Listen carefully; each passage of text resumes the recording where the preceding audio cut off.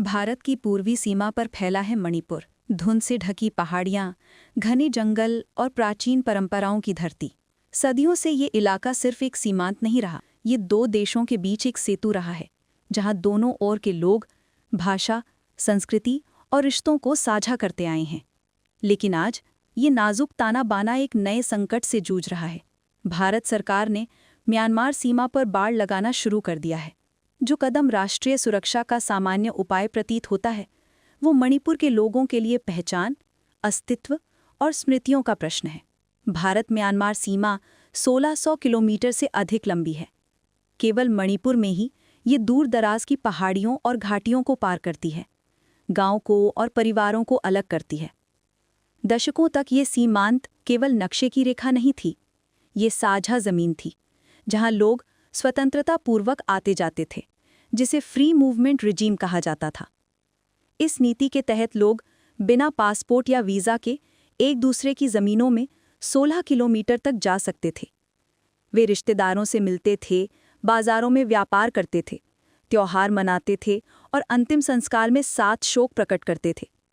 उनकी नज़र में ये सीमा कभी दीवार नहीं थी, ये एक धागा थी जो एक ही कपड़े के दो हिस्सों को जोड़ती थी।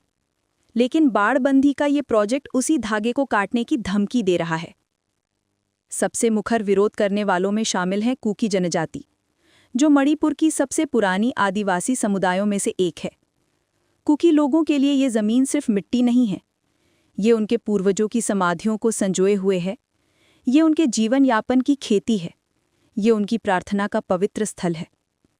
उनके लिए ये बाड़ सिर्फ लोहे और तार नहीं है, ये एक तलवार है जो उनके सामूहिक हृदय को चीरती है। एक जनजातीय मुखिया चेतावनी देते हैं, ये बाढ़ हमारे खेतों और परिवारों को बांट देती है, ये हमारी पहचान और इतिहास मिटा देती है। एक बुजुर्ग महिला कांपती आवाज़ में कहती हैं, हमारे रिश्तेदार सीमा के उस पार रहते हैं। शादियां, अंतिम संस्कार, यहाँ तक कि छोटी छोटी परंपराएं भी बिखर जाएंगी।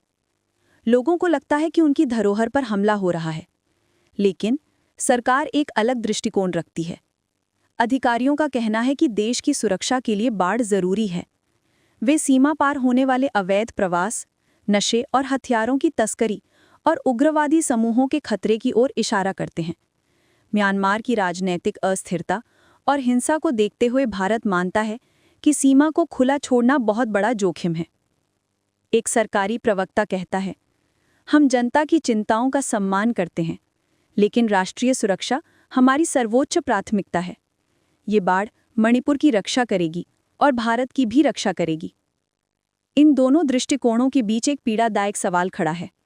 आप राष्ट्र की सुरक्षा और एक समुदाय की आत्मा के बीच संतुलन कैसे बनाएंगे? मणिपुर की पहाड़ियों में ये संघर्ष कोई सैद्धांतिक बहस नहीं है, ये लोगों का व्यक्तिगत अनुभव है। वे परिवार जो कभी स्वतंत्रता पूर्वक आते जाते थे, अब बिछड़ने से डरते हैं। वे किसान जिन्होंने पीढ़ियों से अपनी जमीन जोती, अब उसे खोने की चिंता कर रहे हैं। वे बच्चे जो सीमा पार अपने चचेरे भाइयों से मिलने जाया करते थे, शायद अब कभी वहां ना पहुंच पाएं।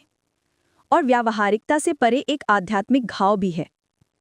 मणिपुर की जनजातियों के लिए जमीन मात्र भूगोल नहीं है, ये धरोहर है, ये संस्कृति है, ये स्वयं जीवन है। बाढ़ का खतरा इस जीवित धरोहर को केवल एक स्मृति में बदल देने का है। ये पहली बार नहीं है जब किसी सीमा ने लोगों को बांटा हो।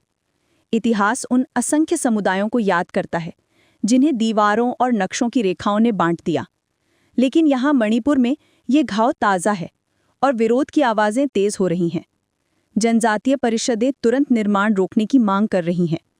नागरिक समाज समूह संवाद की अपील कर रहे हैं, विभाजन की नहीं। और आम ग्रामीण आग्रह कर रहे हैं कि उनकी आवाज़ सुनी जाए, इससे पहले कि फैसले लोहे और इस्पात में ढल जाएं। मणिपुर सीमा पर बाढ़ की कहानी अब भी लिखी जा रही है। ये कहानी है दो ताकतों की, राज्य की जो सुरक्षा चाहता है और जनता की जो गरिमा चाहती है। ये याद दिलाती है कि नक्शे पर खींची एक रेखा जीवन, परंपरा और पीढ़ियों तक गूंज सकती है। कुछ लोगों के लिए बाढ़ सुरक्षा है, कुछ के लिए ये कैद खाना है, और सबके लिए ये सवाल है कि असली सीमा कहाँ है, ज़मीन पर या उन लोगों के दिलों में जो इस धरती को अपना घर कहते हैं।